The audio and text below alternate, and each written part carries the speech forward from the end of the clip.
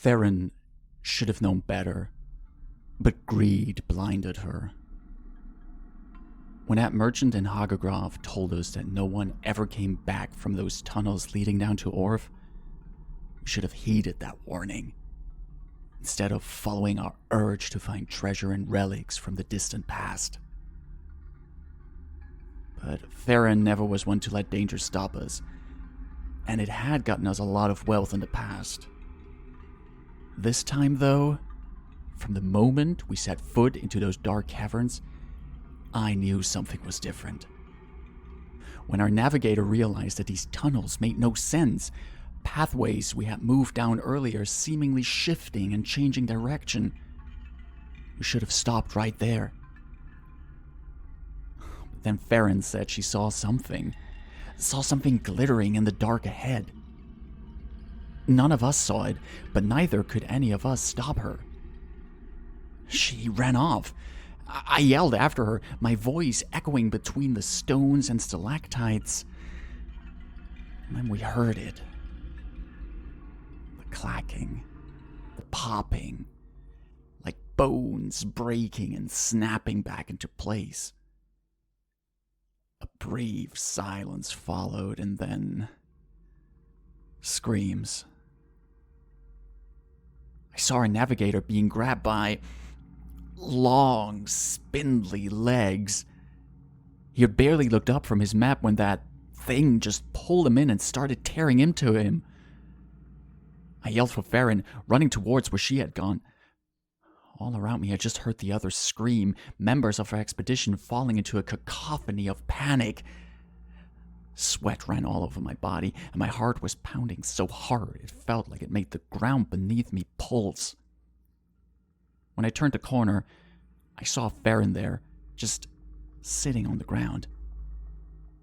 I approached her, my breathing ragged, and she looked up with a smile. Her eyes were empty, vacant. I recall her mumbling something about me being right, and I told her it was too late. Monsters had found us, and the expedition was a lost cause. She snickered, and I think she said something else, but I can't remember. What I do remember is the clacking, the popping. It came from right above us. I tried to warn Farron, but even my voice was too scared to come out of my throat. 9 long legs reached down and grabbed her. In the light of my Everlight crystal, I saw the rest of the creature's body. 5 separate mouths, each filled with sets of crushing teeth and hungry saliva dripping from them. Its entire slender body was covered in eyes. Just so many eyes. They were staring at Farron as she was dragged up, the hot breath from the quintet of jaws enveloping her. She only screamed right before the thing bit into her and dragged her off into the darkness. I do not know how I got out of those tunnels. I do not know how I found my way back to Hagagrov. I do not know how many others survived, how many fell to those creatures. What I do know is that every time I close my eyes, every time I rest my head, I hear it again. The clacking, the popping, the clacking, the popping.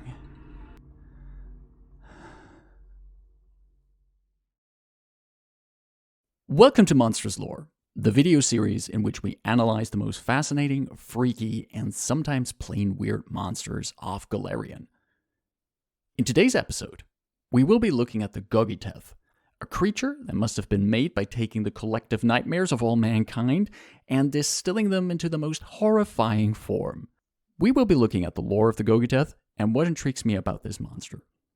Next, we will take apart its stat block to look at its core features, and finally, we'll take a look at the kind of stories you can tell with this creature. The Gogiteth were introduced into Pathfinder Second Edition in the first bestiary and updated to remaster rules in Monster Core. Unlike many other monsters, Gogiteth do not seem to hail from Dungeons & Dragons or other fantasy stories. These creatures were thought up for Golarion specifically, though the Lovecraftian cosmic horror roots are very clearly present. Residing in the deepest layers of the Darklands, known as Orth and Sekamina, Gogiteth live in hives and rely on each other for safety and success in the hunt, as they compete with other predators that inhabit these deep, dark caverns. Some travelers who were unfortunate enough to come across a nest of Gogiteth claim these creatures also sing haunting songs together. Gogiteth are large creatures, moving about on long, spindly legs. The front legs terminate in a set of pincers. Their quivering bodies are covered in fur and a myriad of eyes. When Gogiteth move, their legs pop and crackle, though they are able to suppress that sound when having to remain quiet during the hunt. More than capable climbers, Gogiteth can and will use all three dimensions when stalking prey throughout the Darklands. The origins of the Gogiteth are unclear, though most would agree that they are not native to Golarion. Some believe that these beings are the product of flesh warping, a practice that is not unknown to some cultures in the Darklands. Others, however, think the Gogiteth are creatures of the Dominion of the Black, an interplanetary conglomerate of beings that is said to serve the Dark Tapestry and whatever evil goals they seek. To me, the Gogiteth are both fascinating and repulsive. Their anatomy is alien and their origins a mystery. As a fan of cosmic horror and the creatures that genre has spawned, the Gogiteth are, however, also right up my alley. With a table that feels comfortable with such topics, I feel their description alone can invoke dread and fear. There's something that would truly fit a dangerous delve into the Darklands, but they're not one of the usual suspects players would expect to encounter there. The Gogiteth is a perfect horror creature, and while Pathfinder is, in my opinion, not the right game to tell horror stories, this being can bring quite some goosebumps to your campaign. As a level 12 creature, the Gogiteth is a fitting threat for higher level parties. Since they hunt in packs, encountering one alone would be a rare occasion. A group of 4 make for a moderate difficulty encounter for a level 14 party of 4 PCs. Gogiteth move at an impressive 40 feet on their creepy, spindly legs, and are also fast climbers with a climb speed of 30 feet. With their skittering reposition reaction, they can also keep foes at a distance or reposition into a more advantageous place when the opportunity arises. Its freaky legs do a lot of work, including its skittering assault move. For 2 actions, the Gogiteth can stride 3 times. During each stride, it can strike a creature it could reach at any point during the stride. This means a pack of these can zoom around the battlefield, hit their prey, and continue their savagery. An interesting little bit is that if they critically fail a strike during this action, the skittering assault ends. I imagine the Gogiteth just tripping over their own feet. No worries, little Goggy. It happens to the best abominations. The Gogiteth also has the carry off prey feature, allowing it to move at full speed while it has a creature grabbed in its jaws. Imagine, a Gogiteth hath a party member grabbed.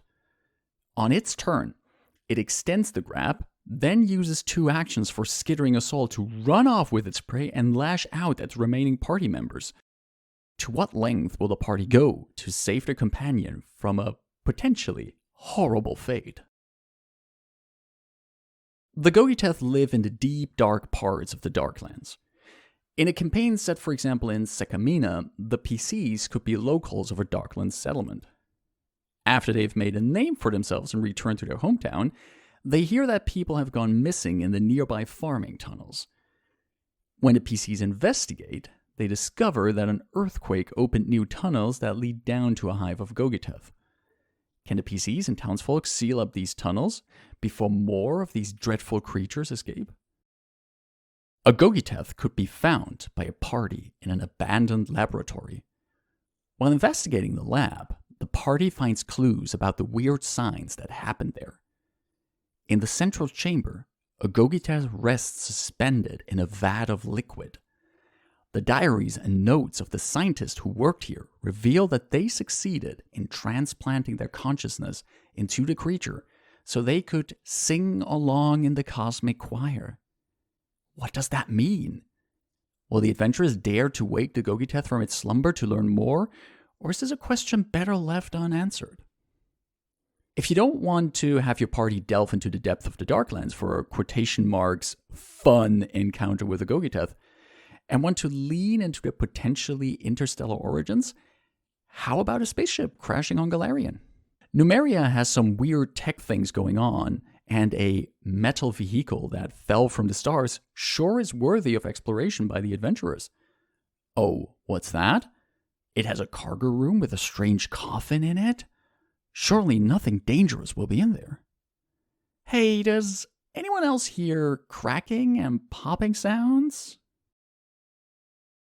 That's it for this chapter of Monstrous Lore. I hope this has been enough nightmare fuel, and my apologies to your players in case this video inspired you to actually use Gogiteth in your game. What do you think makes the Gogiteth interesting and or just really creepy? Which other monsters would you like to see in future entries? Let me know in the comments below. If you like this video, please give it a thumbs up and consider subscribing to the channel. Thank you for watching, take care, stay safe, and bye-bye.